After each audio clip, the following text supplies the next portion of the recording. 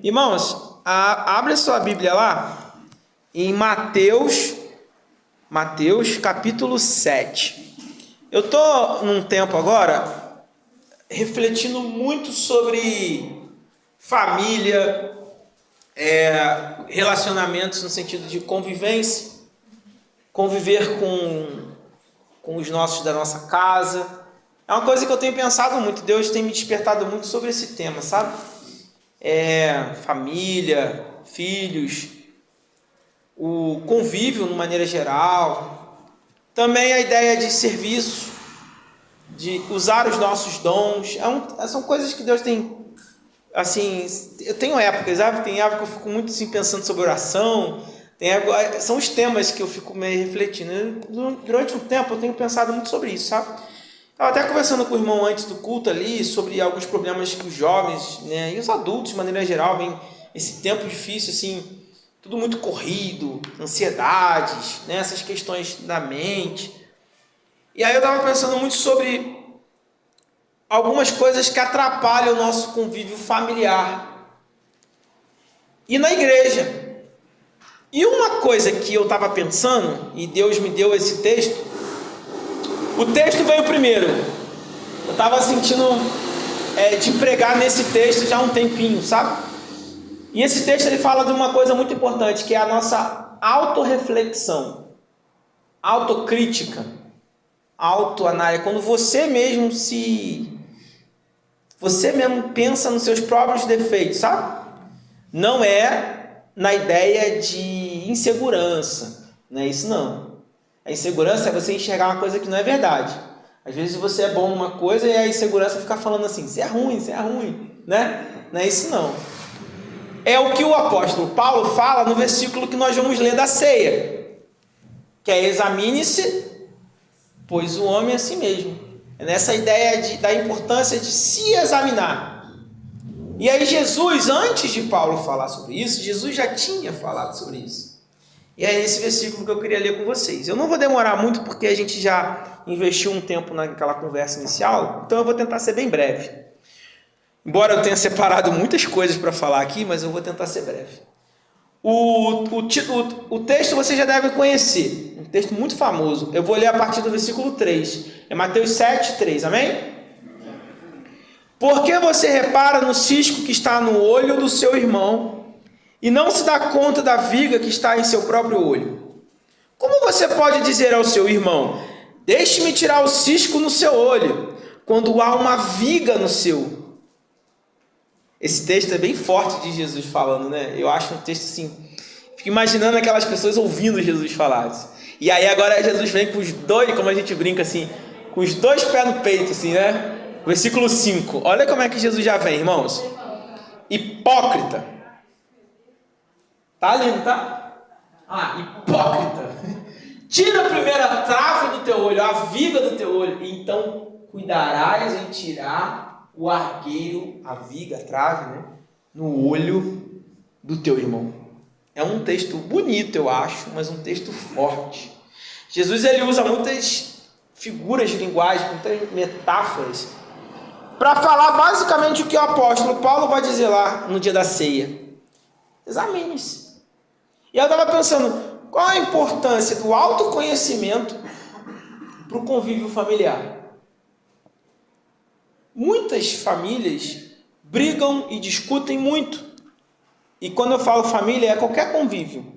Relacionamentos, no trabalho, na igreja, na rua e dentro de casa. E muitos desses relacionamentos acontecem problemas por conta do quê? Da falta de um autoconhecimento. Jesus não está dizendo que não é para você não tirar a trave, não tirar o cisco. Ele não está dizendo para você deixar o irmão com um problema. Aqui vocês entenderam que cisco e trave é como se fosse um problema que a gente tem que resolver, não é? É um pecado, uma falha, uma coisa que eu preciso mudar, tá bom? E o irmão também precisa mudar. Mas aí Jesus faz um paralelo aqui entre dois tipos de problema. Um problema que seria considerado mais grave e um problema que seria considerado menos grave. Aí ele chama de viga e ele chama de cisco. E a gente vive E eu acho, esse texto, ele tem até um humor. Vocês percebem que tem um certo humor, Jesus falando, porque ele usa aqui uma figura de linguagem que é na ideia do exagero, que é a ideia da trave. Você imagina uma trave mesmo, uma trave, uma viga de uma obra no olho de alguém. Não tem como isso acontecer, né? Jesus, ele usa uma coisa muito exagerada para querer dizer o que estava acontecendo de problema naquele convívio social ali. Era uma sociedade que tinha um grupo que não se enxergava, achava que era santo, que queria ficar tirando o cisco dos outros, sendo que eles eram muito mais problemáticos. E era o grupo dos fariseus. Por que eles eram muito mais problemáticos? Porque eles tinham conhecimento da lei. Naquela época nem todo mundo lia a lei, nem todo mundo tinha os rolos em casa, não é igual hoje, você tem Bíblia em tudo quanto é canto, né? Então eles eram os que conheciam a verdade para explicar a verdade para os outros, mas eles mesmos tropeçavam. E esse texto, ele faz parte do ensinamento de Jesus do Sermão do Monte, que vai do capítulo 5, 6 e 7, vocês devem conhecer esse sermão, que era a gente chama de sermão, mas na verdade não foi um sermão no sentido como a gente conhece, foi uma conversa, um estudo de Jesus que durou muito tempo. Ficou conhecido como um monte, porque era o lugar alto que ele subiu para falar sobre várias coisas importantes e práticas da vida cristã. E nesse trecho, Jesus vai falar sobre um julgamento, mas é um julgamento com justiça e misericórdia. E ele nos adverte contra a hipocrisia religiosa, que era um tema recorrente nos evangelhos, especialmente em relação aos fariseus. E muitas vezes julgavam os outros com um peso, com um jugo pesado, sem se examinar. Então é na ideia do cego querer guiar o outro cego, é na ideia de eu querer corrigir vocês numa coisa que eu mesmo não me corrigi. Dando para entender? E aí aqui tem a ideia da hipocrisia, que é o primeiro ponto que eu queria que vocês pensassem.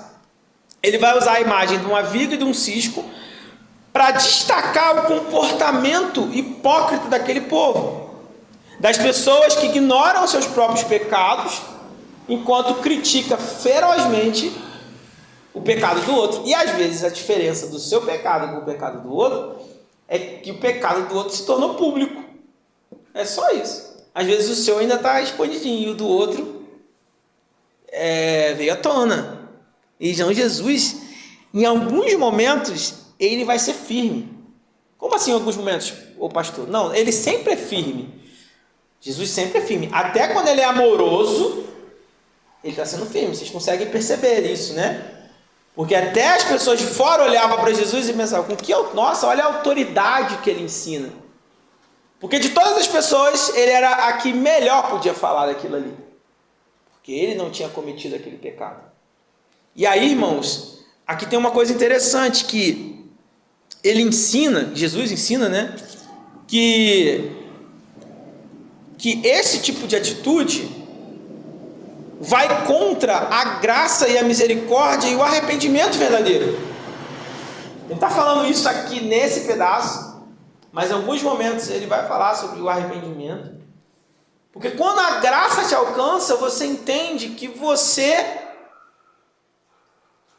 também era pecador. É a primeira coisa que você reconhece. Não é. Quando a graça te alcança, você não pode entender que você não é pecador. Não faz sentido. É como você tomar um remédio para uma doença que você não tem. Então, por que você busca Jesus? Porque você reconhece que precisa dele. Então, Jesus está falando aqui para um povo que não estava entendendo isso. Que se achava superior, mas que na verdade estava tão cego quanto o outro. Deu para entender? Mas eu quero trazer isso para o convívio na nossa casa. Daqui a pouco eu vou puxar o gancho. Outro ponto, justiça e misericórdia. O julgamento que Jesus condena é um julgamento que vem sem amor. Porque na verdade, o julgamento nesse caso aqui, tá, irmãos? Nem sempre é uma coisa ruim. Não é julgar no sentido de eu ser juiz, mas é no sentido de orientação. Eu devo admoestar, eu devo ensinar. Se alguém está caminhando para um lado errado, você como membro da igreja, como discípulo de Cristo, é o seu dever orientá-lo. a buscar o caminho certo. Vamos pensar isso na vida aí. Se você fala assim, ô irmão, como é que eu chego ali na padaria assim, assim, assim? Aí você fala assim, pastor, você vira aqui, vira ali, vira ali.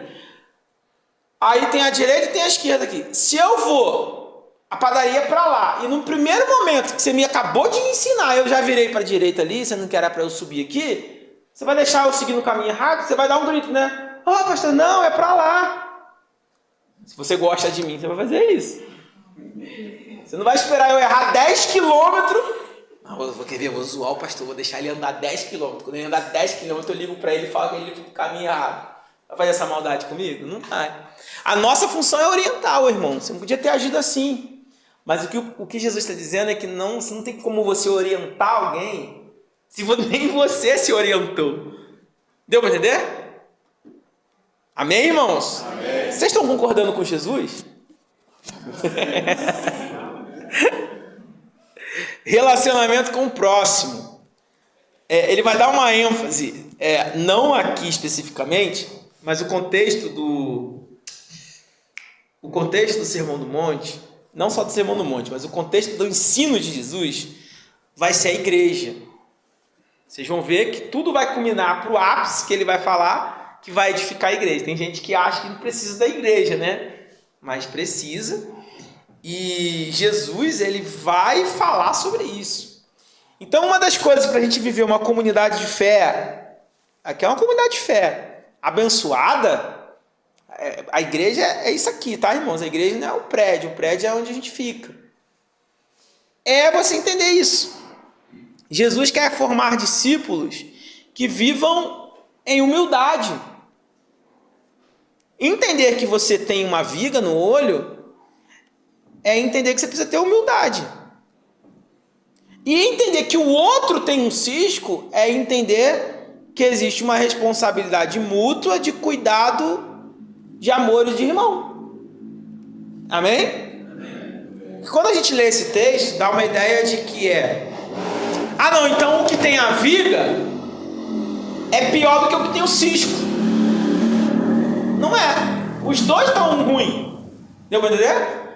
Os dois estão com dificuldade de chegar. O que Jesus está dizendo é o seguinte: tem um que no momento está com uma dificuldade de chegar um pouquinho menor. E o que está com a dificuldade maior está querendo cuidar do que está. Entendeu? Então é tipo, o mais fraco está querendo carregar o que está mais forte. Incomoda demais. Demais. E é verdade. E sendo que tu imagina uma trave.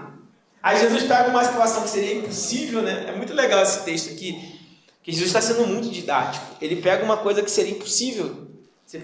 Imagina uma pessoa andando com uma viga, já viu uma viga de fazer casa? Aquelas, quer dizer, eucalipto. Imagina uma pessoa andando com aquilo no olho. Não tem como, né? Então chega a ser até engraçada a situação que Jesus propõe. Ele propõe uma situação engraçada para que as pessoas da época pudessem, perceber. Imagina um cara andando com uma madeira no olho aqui assim e falando assim: irmã, você tá com um cisco aí, deixa eu tirar para você. Imagina eu com o olho todo fechado, querendo tirar o cisco do olho da irmã. Aí eu ia ficar, entendeu? Mas os dois estão numa situação que os dois se ajudam. É igual a irmã falou aqui, o cisco também incomoda. E tem uma coisa, pastor, se a pessoa não sente incomodada, é porque ele não está sensível. Nosso olho é muito sensível. É verdade. Nossa, gostei da análise da irmã. É isso mesmo. Às vezes falta sensibilidade na igreja e na nossa casa. Porque a gente já vai com muita fome de brigar. Não é verdade? A gente vai... Eu não estou falando que você tem que deixar as coisas passar batido, não, irmãos. Tá? A paz, a união, ela não é ausência de conflito. O conflito, ele faz parte.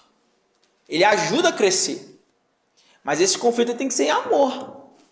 Não adianta eu vir com o pé na porta aqui e gritar com vocês aqui como se eu fosse o santão.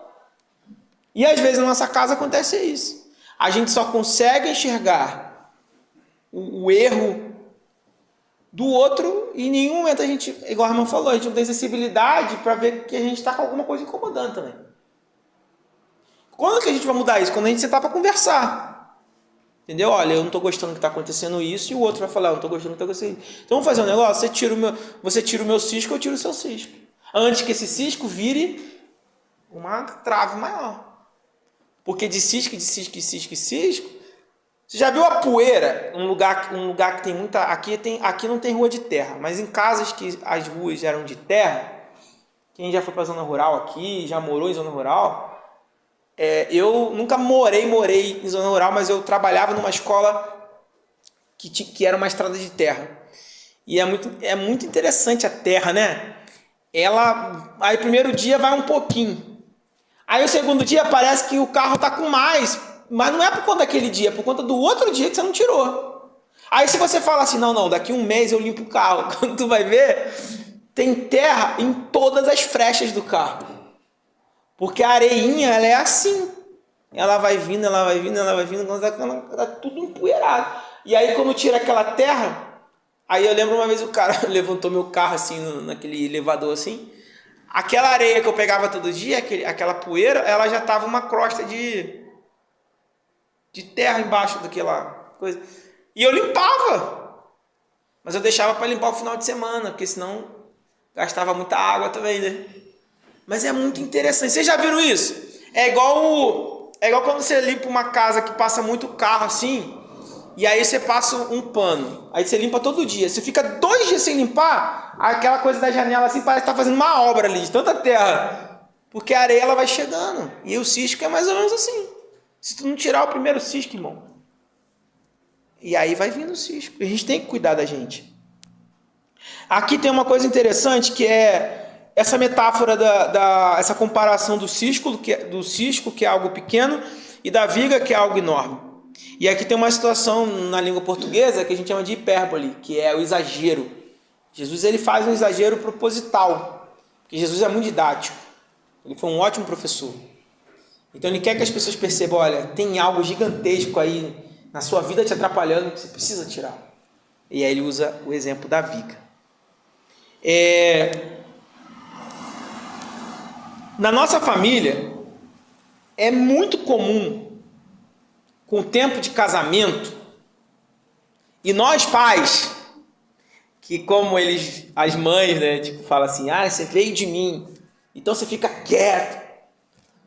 E os pais também, né? Eu que pago as coisas aqui, você fica quieto também. A gente, com essa figura de autoridade, que a gente tem que ter a figura de autoridade, mas presta atenção no que eu vou falar. Essa figura de autoridade, às vezes, não é sempre, faz a gente focar só no defeito do outro. Entendeu? Peraí, eu sou o pai aqui, ó. Às vezes, quando a gente dá essa carteirada de que eu sou o pai aqui, o que a gente está querendo dizer nas entrelinhas? Quer dizer que eu não erro e que só você que erra. Eu acho, não está escrito isso aqui, que mais ou menos isso que estava acontecendo com os fariseus. Entendeu? Eles ficaram muito tempo sendo autoridade sobre o povo. E nunca ninguém via e questionava eles. E aí Jesus foi o cara que veio para questionar. E aí, entendeu? Então você imagina é tipo aquele chefe da empresa, que ele não é o dono da empresa, tá? O chefe está ali há um tempão já.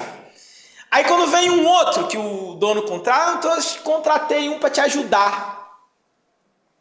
E esse que é para te ajudar é o cara que vem de fora, que não conhece ninguém, que não está nem aí para nada. E ele começa a perguntar, mas por que está isso aqui lançado assim?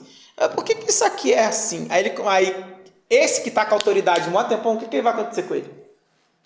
Ele vai começar a querer impor sua autoridade. E quando a gente começa a impor nossa autoridade, a gente começa a esquecer que a gente também erra. E na nossa casa isso acontece muito.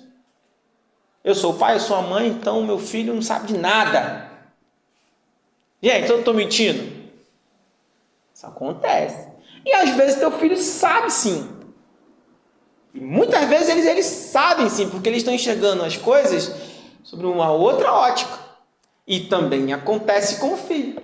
Que principalmente quando começa a ficar adolescente, que aprende uma coisinha ou outra e acha que já sabe tudo. E aí é tal dos adolescentes opiniudo. Não é verdade? Meu pai não sabe de nada.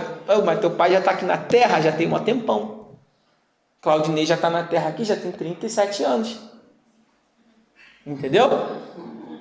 E aí ele chega pro filho dele, que está na Terra tem 14? É isso? 15? E ele vai achar que sabe mais que o pai dele, que está com 30. Ah, deixa eu jogar para baixo. Mas vocês deu para entender, irmãos? Onde eu quero chegar? Agora, ser sincero comigo, podem falar. Eu gosto desse tipo de pregação que vocês participam, tá? Eu gosto disso. Eu até ia falar isso no início da pregação, esqueci de falar. Pode falar o que vocês acham sobre isso. Isso não acontece? A gente tem uma hora que a gente começa... Tem uma galera que ainda não tem filho aí, né?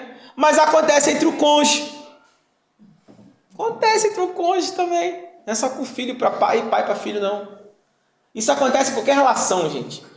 Com vizinho, com qualquer coisa.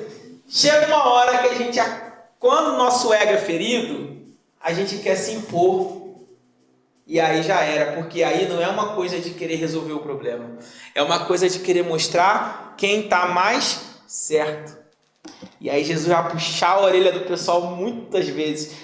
Vocês já leram o Evangelho? Eu espero que já. Quem não leu, leia. Você já deve ter visto filme de Jesus, série de Jesus, música de Jesus. E Jesus vai falar muitas vezes sobre essa questão da gente conversar e resolver. Ele não vai falar isso falando, mas ele vai falar isso praticando. Não é? Se a gente for citar aqui rapidinho, quantas vezes Jesus vai parar para ouvir pessoas que ninguém estava querendo ouvir? Tem um tanto, eu te cito aqui um tanto. Vamos lá, rapidinho. Cita para mim histórias onde Jesus vai parar para ouvir as pessoas. Mulher samaritana era uma mulher que ninguém queria ouvir. Porque ela tinha vários maridos. O que era dela não era dela, como Jesus fala, porque provavelmente ela não tinha casado ainda, oficialmente. Nem as mulheres queriam ficar perto dela, ela tinha que ir beber água meio-dia. Ou pegar água meio-dia. Né? Mas lá, vamos lá, outras pessoas que eram rejeitadas e Jesus, o cego, ficava lá gritando, coitado, ninguém ouviu o camarada.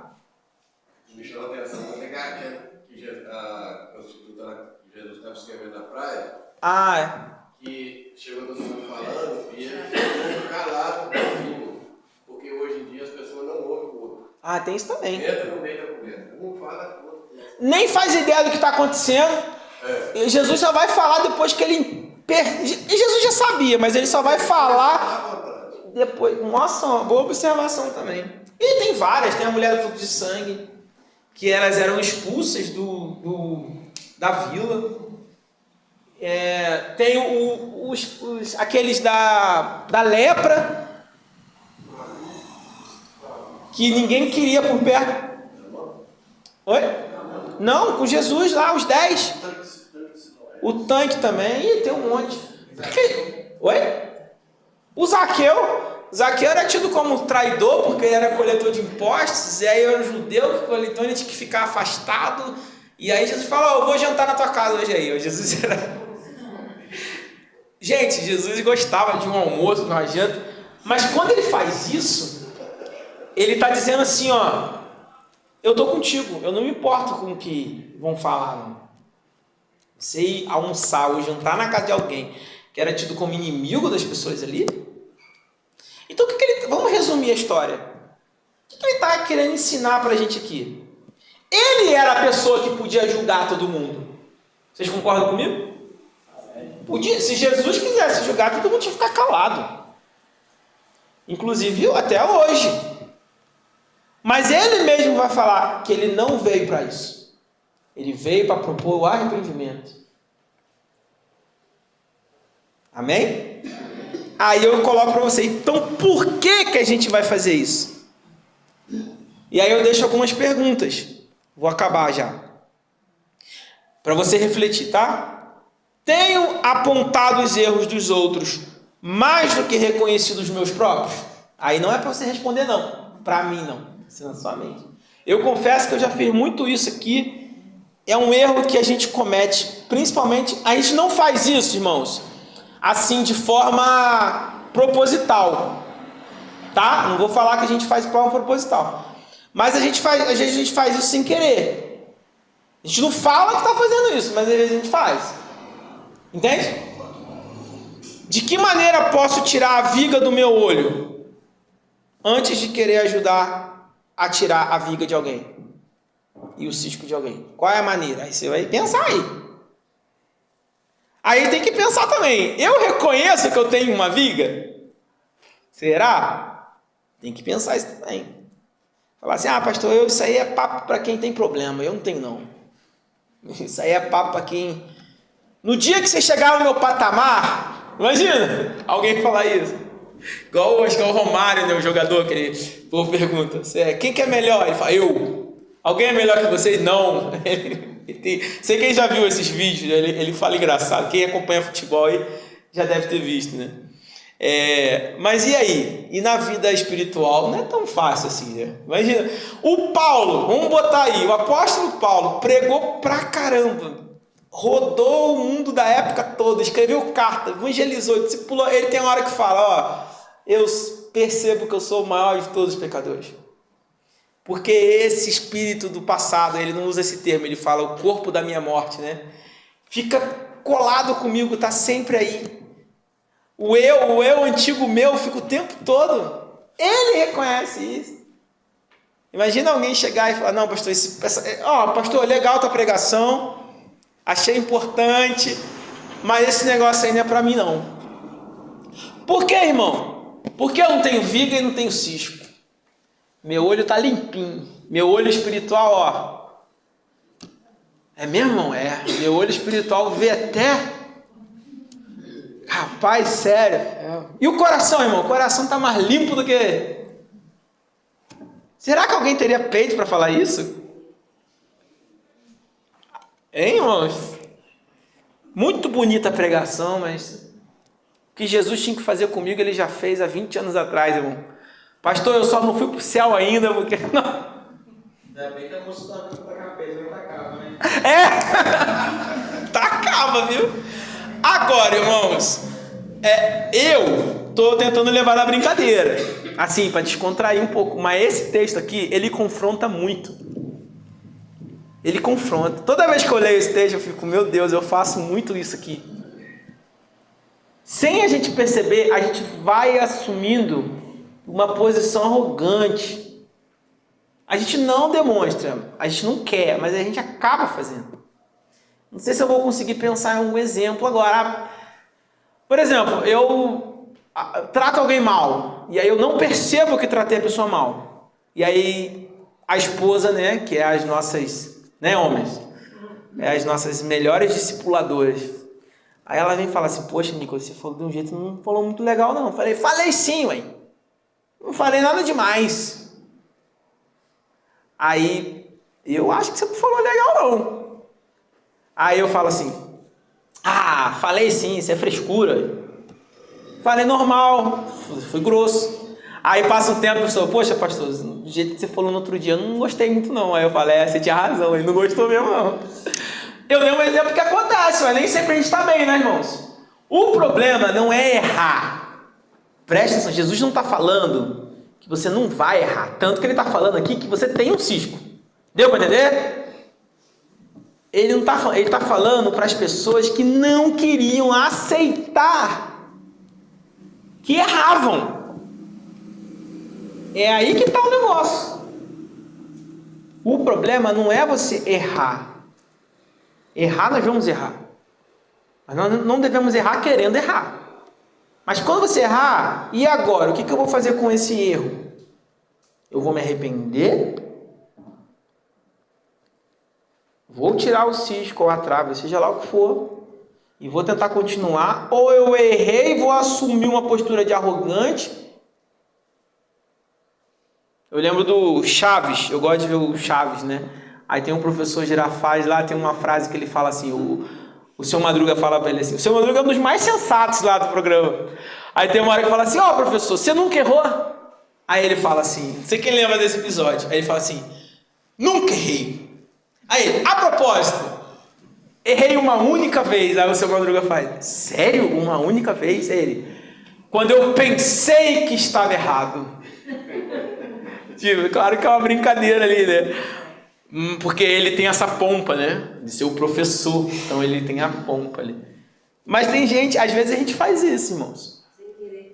Sem querer querendo. O Chaves é mais honesto. Ele fala que erra, né? Mas a gente vai errar. E aí, errei. Nunca errei. Uma vez que eu errei, pastor, quando? Quando eu pensei que tinha errado. Agora, irmãos, eu sei que eu estou dando alguns exemplos assim, podem parecer absurdos, mas faz uma investigação aí na sua vida. Eu já fiz e não foi muito boa, irmãos. Não foi muito boa, não. Para acabar, eu falei que ia ser rápido. Mas que eu fui rápido? Vou acabar. Tem uma história do Davi com o profeta. Aí o Davi vai contando uma história. O profeta vai contando uma história para o Davi. Fala, olha, Davi, o cara fez isso e isso. O que tinha que acontecer com ele? Esse merece a morte. Não sei o que lá. Lembra desse? Aí o profeta fala para o Davi assim, Davi, essa história que eu contei a você. Ele estava tão cego para os próprios defeitos, que ele era o rei. Ele não estava nem lembrando que era ele que tinha... Essa história é uma que eu mais acho legal na Bíblia. Assim. E aí, irmãos, e o Davi, eu fico imaginando o Davi, tipo, o rei, né? O profeta pega ele no pulo, né? E a gente faz isso às vezes. A gente está tão cego que a gente não... É igual antigamente. Antigamente, mas hoje em dia ainda acontece. A pessoa ouve uma pregação inteirinha, aí ela sai do culto e fala, rapaz, pregação boa, né? Boa. Ou o José, tem José aqui na igreja não, né? Ainda bem. O fulano tinha que estar aqui para ouvir aquela palavra.